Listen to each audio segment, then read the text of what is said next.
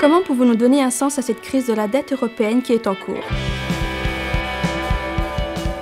Jusqu'à maintenant, le sale petit secret est que la solution à tous les plans de sauvetage est que le projet de loi de la dette, de plus en plus individuel et institutionnel, est passé à des gens qui, en premier lieu, n'avaient rien à voir avec ces dettes. D'un point de vue politique, l'Europe est en train de passer d'une démocratie à une bancocratie, où la politique économique s'exécute presque exclusivement dans l'intérêt des banques. En se rangeant du côté des banques, les gouvernements jouent un jeu dangereux et deviennent de plus en plus détachés de la population. C'est pourquoi l'élite de l'UE est pétrifiée de tout discours sur les référendums. Car pourquoi demander aux gens de voter sur des choses qui pourraient les toucher? Au cours des 10 premières années de l'euro, d'énormes quantités d'argent se sont déplacées dans la zone euro, alors que les banques ne prenaient aucun risque de taux de change, pour aucun risque du tout. Comme ils avaient tort.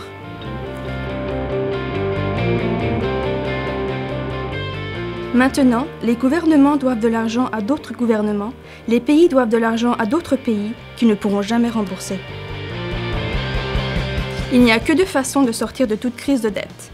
Soit vous pressez l'emprunteur ou l'emprunteur vous pardonne, vous signez un accord et passez à autre chose. Étant donné que la plupart des pays endettés, comme l'Italie, l'Espagne, l'Irlande et le Portugal, se trouvent être catholiques, il pourrait être utile d'examiner cette question sous une perspective quasi religieuse ou culturelle. La manière catholique de faire face à la culpabilité et le péché est d'aller à la confession, s'excuser, faire un peu de pénitence. Pour les emprunteurs, ce serait l'équivalent financier de 5 Je vous salue Marie et un autre Père. La dette est finalement pardonnée ou renégociée et vous passez à autre chose. Les banques qui ont prêté de l'argent subissent des pertes. Et ils le devraient, parce que c'est la façon dont le capitalisme fonctionne.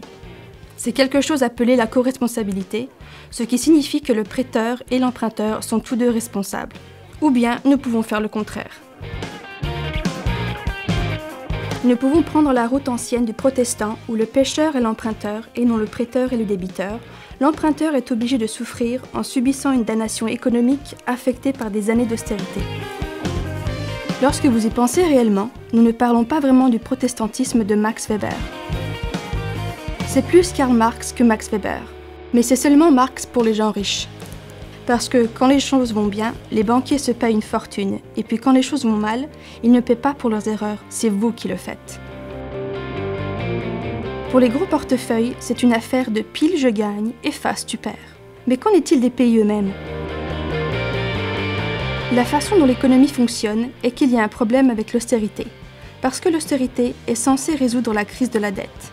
Mais il ne rend pas plus probable que l'emprunteur sera en mesure de rembourser la dette. En fait, si vous le pressez, c'est plutôt le contraire. L'Irlande a connu l'austérité pendant 3 ans et les choses empirent, comme en Grèce.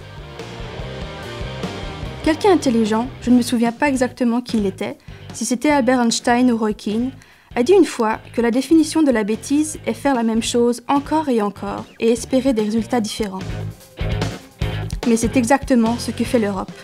Plus nous avons de l'austérité, moins nous avons de croissance et moins de recettes fiscales. Par conséquent, vous ne pouvez pas rembourser la dette initiale parce que vous n'avez pas d'impôt. C'est un peu comme mettre quelqu'un dans la prison des endettés. Revenons à l'Angleterre victorienne, où vous mettez un gars dans la prison des endettés pour le punir d'avoir des dettes. Mais en étant en prison, il ne peut jamais payer les dettes parce qu'il ne peut pas travailler, donc tout le monde y perd. La semaine dernière, les dirigeants européens se sont réunis à Bruxelles pour approuver sans discussion le dernier plan de sauvetage d'inspiration française et allemande. Un projet récent est de proscrire les emprunts du gouvernement dans une récession.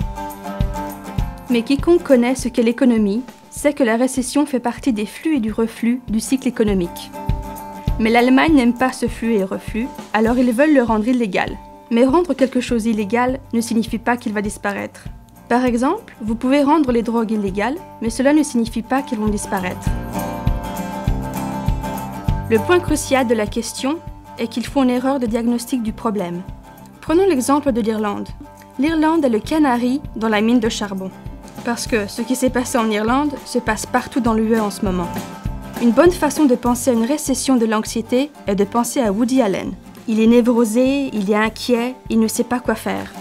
Voilà ce qui arrive à l'économie lorsque le bilan est cassé. Les gens sont terrifiés, ils ont trop de dettes, ils sont névrosés, ils ne dépensent pas. Moins ils dépensent et moins les gens autour d'eux dépensent, et soudain, l'économie va dans une spirale descendante. Et comme conséquence, le bilan va s'aggraver au lieu de s'améliorer. Nous savons tous que vous faites le bilan mieux, non pas en lui ajoutant plus de dettes, mais en lui ajoutant moins de dettes.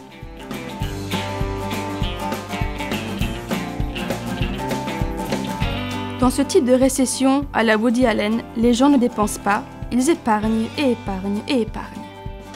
Mais si les gens épargnent et personne ne dépense, comment voulez-vous maintenir même un niveau modeste d'activité dans l'économie ? Quelqu'un va dépenser, et si le gouvernement ne dépense pas, qui le fera ? Maintenant, le problème avec l'idée allemande, c'est qu'ils veulent obliger tous les gouvernements d'arrêter de dépenser à un moment où personne d'autre ne dépense. Donc l'économie va s'effondrer. L'Allemagne, la France et l'élite de l'UE vendent cette nouvelle idée que ce qu'ils ont est une union fiscale. Il n'en est rien de la sorte. Une union fiscale, comme envisagée par l'Allemagne et la France, pénalise en fait les pays qui sont en difficulté plutôt que de faire ce qu'ils devraient faire, ce qui est de les aider quand ils sont en difficulté.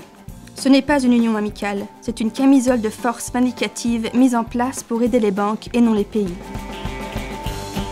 Maintenant, comparez cela avec une véritable union fiscale, l'union fiscale américaine. Il y a des années, dans les années 80, Boston était en plein essor, puis s'est écroulé. Automatiquement, les Bostoniens chômeurs payaient moins d'impôts au gouvernement américain et recevaient plus de transferts du gouvernement américain. Voilà comment une véritable union fiscale fonctionne. Dans les beaux moments, les régions prospères payent plus et dans les mauvais moments, elles reçoivent plus. Cela lisse le cycle économique et la région déprimée a une chance de récupérer.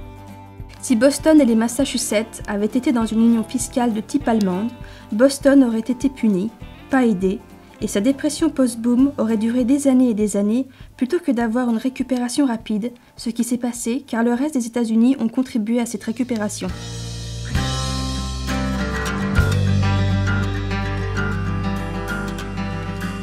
La solution allemande ne fera que provoquer une récession, ou encore plus de récession, dans la périphérie de l'Europe.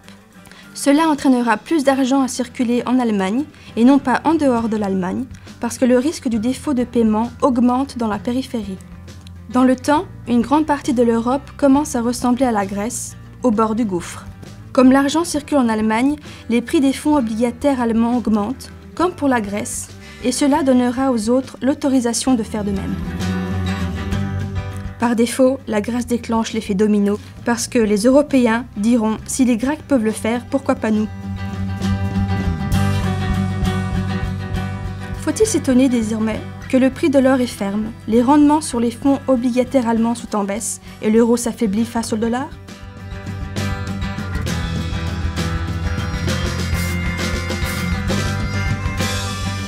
Ce qui se passe, c'est que la France et l'Allemagne bulldozent leur point de vue à travers les économies du reste de la périphérie de l'Europe.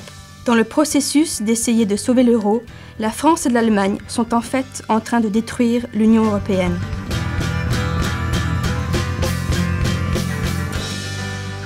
Cela va se poursuivre pendant un certain temps, mais en fin de compte, les gens vont se lever et dire « assez ». Ne dites pas que vous n'avez pas été prévenus.